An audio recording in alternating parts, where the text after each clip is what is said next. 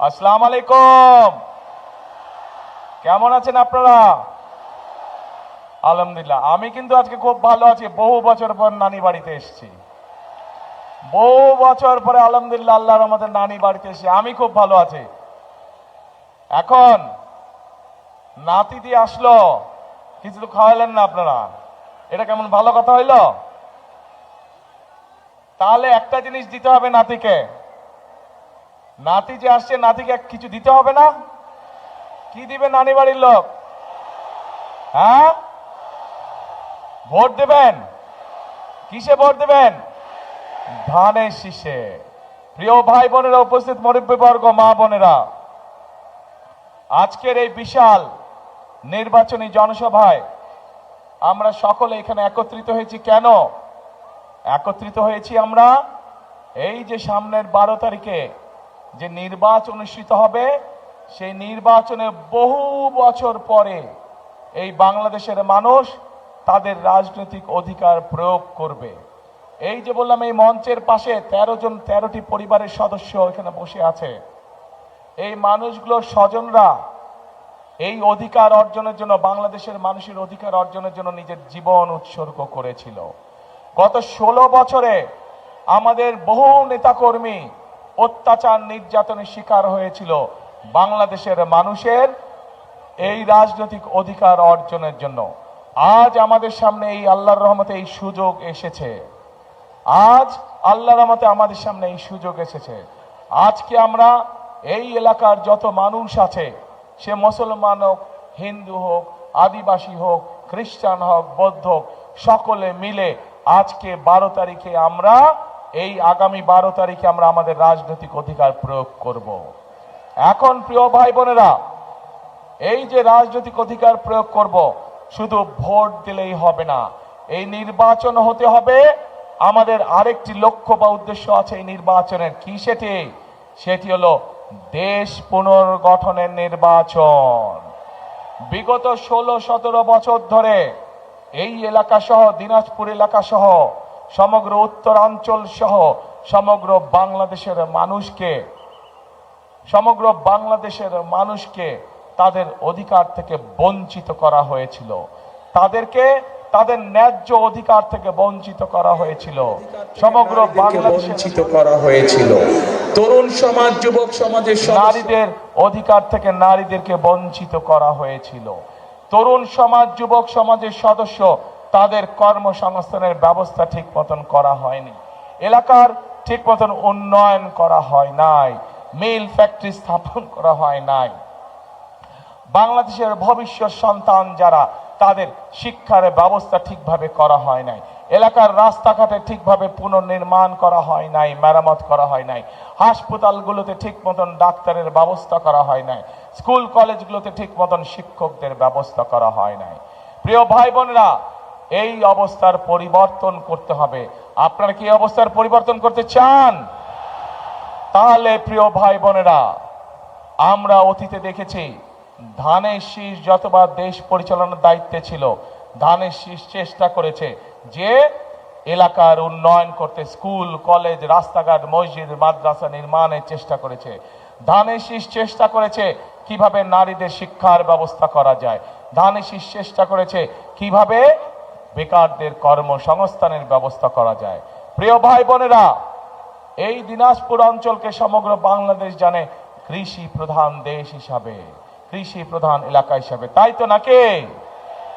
এখন এই কৃষি প্রধান যে অঞ্চল, কৃষি প্রধান যে এই এলাকায় আমরা চাই কৃষির সাথে সম্পর্কিত শিল্প গড়ে তুলতে ধীরে ধীরে, যাতে করে কৃষির সাথে, যেমন এই এলাকার লিচু বিখ্যাত, বাংলাদেশ বিখ্যাত, জগৎ বিখ্যাত এই এলাকার লিচু, কিন্তু এই লিচুকে প্রক্রিয়াজাতকরণের মাধ্যমে আমরা বিদেশে রপ্তানি করতে পারবো, কিন্তু সেইটা এখনো করা সম্ভব হয়নি। কিন্তু 12 তারিখের নির্বাচনে ইনশাল্লাহ বিএনপি জয়যুক্ত হলে, ধানের শীষ জয়যুক্ত হলে, আমরা চাই এই দিনাজপুরের লিচুকে আমরা যাতে বিদেশে পাঠাতে পারি, হিমাগারে ঠিকভাবে রাখতে পারি, সেই পদক্ষেপ আমরা নিতে চাই। প্রিয় ভাই বোনেরা, এই এলাকার কাঠারিভোগ চাল জগৎ বিখ্যাত, এই এলাকার কাঠারিভোগ চাল, এই চালকে আমরা পৃথিবীর আনাচে কানাচে রফতানির মাধ্যমে পৌঁছে দিতে চাই। আপনারা কি চান? ইনশাল্লাহ আমরা সেই কারখানা এখানে তৈরি করতে চাই। লিচুর জন্য আমরা লিচু যাতে প্রক্রিয়াজাতকরণের মাধ্যমে সারা পৃথিবীতে পৌঁছে দেওয়া যায় সেটির কারখানা আমরা এখানে তৈরি করতে চাই। প্রিয় ভাই বোনেরা, এই এলাকায় শুধু রফতানিমুখী বা শিল্প স্থাপন করলেই হবে না। আমাদের এলাকায়, এই এলাকায় বহু তরুণ যুবক আছে, যুবক আছে, যুব সমাজের সদস্য আছে, তাদের শিক্ষার আলো আছে, কিন্তু তাদের কর্মসংস্থান নেই। আমরা চাই এই এলাকায় বিভিন্ন রকম ভোকেশনাল এবং ট্রেনিং ইনস্টিটিউট তৈরি করতে, যার মাধ্যমে এই এলাকার ছেলে মেয়েদেরকে আমরা বিভিন্ন বিষয়ে ট্রেনিং দিতে চাই। বিদেশি ভাষা শিক্ষা দিতে চাই আমরা, যার মাধ্যমে তারা দেশেই হোক বিদেশেই হোক কর্মসংস্থান করতে পারে, নিজেদের কর্মের ব্যবস্থা করতে পারে। কি ভাই, এটি কি করব আমরা? এই ভোকেশনাল ট্রেনিং ইনস্টিটিউট করব? আচ্ছা, যদি করতে বলতে হবে তো ভাই কি করব? আমি তো বলছি করব, আপনাদের যদি বলেন চাই তখন ইনশাল্লাহ আমরা করব। চাই ইনশাল্লাহ। এখন প্রিয় ভাই বোনেরা, শুধু তাই নয়, এই যে মঞ্চের চারিদিকে হাজার হাজার মা বোনেরা আছেন, মঞ্চের ডানে বামে হাজার হাজার মা বোনেরা আছেন, এই মা বোনদের শিক্ষার জন্য এই এলাকার সন্তান খালেদা জিয়া, উনি যখন দেশ পরিচালনার দায়িত্বে ছিলেন তখন সারা দেশে মেয়েদের শিক্ষার ব্যবস্থা ফ্রি করে দিয়ে গেছিলেন ইন্টারমিডিয়েট পর্যন্ত। আমরা চাই আগামী বিএনপি সরকার এই মা বোনদেরকে, যেই মা বোনদেরকে খালেদা জিয়া শিক্ষার আলো পৌঁছে দিয়ে গেছেন, সেই মা বোনদের সহ খেটে খাওয়া যত নারী আছে, যত গৃহিণী আছে, সবার কাছে আমরা ফ্যামিলি কার্ড পৌঁছে দিতে চাই।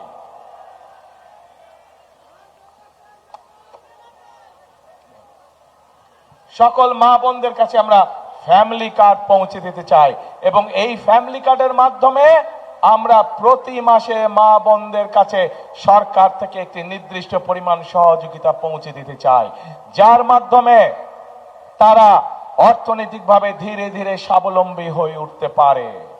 প্রিয় ভাই বোনেরা, আমরা সিদ্ধান্ত গ্রহণ করেছি এই এলাকা সহ সমগ্র বাংলাদেশী কৃষি প্রধান দেশ, একটি সমগ্র বাংলাদেশ, কিন্তু দিনাজপুর অঞ্চল কৃষি প্রধান অঞ্চল। সেই জন্য আমরা সিদ্ধান্ত গ্রহণ করেছি যে যে সকল কৃষকের 10,000 টাকা পর্যন্ত কৃষি ঋণ আছে, তাদেরকে সেই 10,000 টাকা পর্যন্ত কৃষি ঋণ সুদ সহ আগামী বিএনপি সরকার মওকুফ করে দিতে চায়। 10,000 টাকা পর্যন্ত সুদের এবং ঋণ কৃষক ভাইদেরকে শোধ করতে হবে না, সেটি আপনাদের হয়ে সরকার সম্পূর্ণভাবে সেটা মওকুফ করে দিবে। শুধু তাই নয় প্রিয় ভাই বোনেরা, এই অঞ্চলের বহু মানুষ বিভিন্ন রেজিস্টার্ড এনজিওর কাছ থেকে ক্ষুদ্র ক্ষুদ্র ঋণ গ্রহণ করেছে নিজের জীবনযাপন সংসার চালানোর জন্য, করেছেন না? এই ক্ষুদ্র ঋণও আমরা সরকারের পক্ষ থেকে শোধ করে দিতে চাই। এই ক্ষুদ্র ঋণের বোঝা আমরা চাই না আমাদের এলাকার মানুষ বহন করুক। প্রিয় ভাই বোনেরা, মা বোনদের হাতে যেরকম আমরা ফ্যামিলি কার্ড পৌঁছে দিতে চাই, ঠিক একইভাবে কৃষক ভাইদের হাতে আমরা কৃষি কার্ড পৌঁছে দিতে চাই। যেই কৃষি কার্ডের মাধ্যমে কৃষক ভাইরা তাদের ঋণ পেতে সুবিধা হবে, যেই কৃষক কার্ডের মাধ্যমে আমরা কৃষক ভাইদের কাছে তাদের যে পরিমাণ জমি সেইটি হিসাব করে আমরা তাদের কাছে তাদের প্রয়োজনীয় বীজ, সার, কীটনাশক পৌঁছে দিতে চাই, যাতে করে তাদেরকে অন্যের পেছনে পেছনে ঘুরতে না হয়। সরাসরি সরকারের পক্ষ থেকে সরাসরি কৃষক ভাইদের কাছে তাদের সহযোগিতা পৌঁছে যাবে, যার ফলে ধীরে ধীরে কৃষক ভাইদের অর্থনৈতিক মেরুদণ্ড মজবুত হবে ইনশাআল্লাহ। প্রিয় ভাই বোনেরা, আমরা চাই এই এলাকা সহ সমগ্র বাংলাদেশে এক শ্রেণীর মানুষ আছে যারা জীবন থেকে মৃত্যু পর্যন্ত আমাদের সঙ্গে থাকেন, জীবনের বাঁকে বাঁকে বিভিন্ন বিপদে আপদে আমাদেরকে পরামর্শ দিয়ে থাকেন। কারা তারা? তারা হচ্ছেন আমাদের মসজিদ মক্তবের খতিব সাহেবরা, ইমাম সাহেবরা, মুয়াজ্জিম সাহেবরা সহ অন্য ধর্মের ধর্মীয় গুরু যারা আছেন, তারা এইসব ধর্মীয় ব্যক্তিত্ব। আমরা চাই সরকারের পক্ষ থেকে এইসব ধর্মীয় ব্যক্তিরা যাতে সম্মানের সঙ্গে বাস করতে পারেন, সেই জন্য সরকার থেকে আমরা প্রতি মাসে তাদের জন্য একটি সম্মানের ব্যবস্থা করতে চাই, যাতে তারা সম্মানের সঙ্গে জীবন যাপন করতে পারেন। প্রিয় ভাই বোনেরা, আমরা চাই আমাদের মা বোনরা, শিশুরা, সন্তানরা ঘরে বসে ছোটখাটো অসুখ বিসুখের চিকিৎসা যাতে ঘরে বসেই হতে পারে, সেই জন্য সমগ্র বাংলাদেশে পর্যায়ক্রমিকভাবে আমরা 1 লক্ষ হেলথ কেয়ারার নিযুক্ত করতে চাই। তাদের কাজ হবে গ্রামে গ্রামে, ঘরে ঘরে গিয়ে মা বোনদেরকে, শিশুদেরকে যে সকল অসুখ বিসুখ ঘরে বসে ঠিক করে দেওয়া যায়, হাসপাতালে যাওয়ার প্রয়োজন হয় না, সে মা বোনদেরকে সেই চিকিৎসা সুবিধা তাদেরকে ঘরে পৌঁছে দিতে চায়। এখন প্রিয় ভাই বোনেরা, একই সাথে আমরা আমাদের শিক্ষকদেরকে আমরা বিভিন্ন প্রকার ট্রেনিং দিতে চাই, যাতে করে শিক্ষকরা সঠিকভাবে আমাদের শিশুদেরকে, সন্তানদেরকে সঠিকভাবে শিক্ষা প্রদান করতে পারেন। এই জন্য প্রাইমারি স্কুল সহ সেকেন্ডারি স্কুলে, হাই স্কুলে যে শিক্ষক আছে, ধীরে ধীরে পর্যায়ক্রমিকভাবে প্রত্যেক শিক্ষকের কাছে আমরা একটি করে কম্পিউটার পৌঁছে দিতে চাই, যেই কম্পিউটারের মাধ্যমে তারা নিজেরা ট্রেনিং প্রাপ্ত হবেন এবং যেই কম্পিউটারের মাধ্যমে তারা তাদের শিক্ষার্থীদেরকে তারা শিক্ষা দিতে পারবেন। এখন প্রিয় ভাই বোনেরা, এই যে আমি আপনাদের সামনে আগামী 12 তারিখের নির্বাচনে আপনারা কি করবেন, আসছি সেই কথায়। এই যে আমি 12 তারিখে নির্বাচনের আগে, 12 তারিখে আমরা যদি নির্বাচিত হই ইনশাআল্লাহ আপনাদের দোয়ায়, আল্লাহর রহমতে, তাহলে আমরা কিভাবে দেশের মানুষের জন্য কাজ করব, কিভাবে দেশ পরিচালনা করব, কিভাবে মানুষের ভাগ্যের পরিবর্তন করতে চাই, তার সংক্ষিপ্ত পরিকল্পনা আপনাদের সামনে তুলে ধরেছি। সবাই কি পরিকল্পনাগুলো কম বেশি শুনেছেন? কি ভাইরা শুনেছেন? আচ্ছা, তো এখন প্রিয় ভাই বোনেরা, পরিকল্পনা তো আরো আছে। এই এলাকার মানুষের আরেকটি বিরাট চাহিদা আছে, বিশেষ করে এই পুরা গ্রেটার দিনাজপুর, রংপুর সহ, সেটি হচ্ছে তিস্তা ব্যারেজ। দিনাজপুর অঞ্চলেরও বহু অঞ্চল আছে, দিনাজপুর জেলারও, যারা তিস্তা ব্যারেজের উপকারিতা পেয়ে থাকেন বা অতীতে পেয়েছেন। আমরা এই তিস্তা ব্যারেজ মহাপরিকল্পনা আবার চালু করতে চাই, যার ফলে এই তিস্তা ব্যারেজ যদি ইনশাল্লাহ চালু হয়, তাহলে এই উত্তরাঞ্চলের মানুষের পানির কষ্ট লাঘব হবে। এখন প্রিয় ভাই বোনেরা, এই সংক্ষেপে এই হচ্ছে আমাদের বিএনপি ধানের শীষের পরিকল্পনা, আগামী দিন আমরা কিভাবে দেশকে পরিচালনা করব। এখন প্রিয় ভাই বোনেরা, কিন্তু দেশকে যদি সামনের দিকে এগিয়ে নিয়ে যেতে হয়, তাহলে জনগণের, এই দেশের যারা মালিক, সেই মালিকের সহযোগিতা ছাড়া, সমর্থন ছাড়া এটি সম্ভব নয়। আমার জানতে ইচ্ছা করছে, এই দেশের মালিক কারা? এই দেশের মালিক? জি, জনগণ। এই যে আপনারা লক্ষ লক্ষ মানুষ সামনে দাঁড়িয়ে আছেন, আপনারা হচ্ছেন এই দেশের মালিক। এখন এই দেশের মালিকের কাছে আমি জানতে চাই যে, প্রিয় মালিক, এই দেশের, বাংলাদেশের মালিক, একটি রাজনৈতিক দল হিসাবে আমরা আপনাদের সামনে পরিকল্পনা উপস্থাপন করেছি কি করতে চাই। মালিকের কাছে আমি এখন জানতে যাচ্ছি যে আপনাদের কি পরিকল্পনা 12 তারিখে?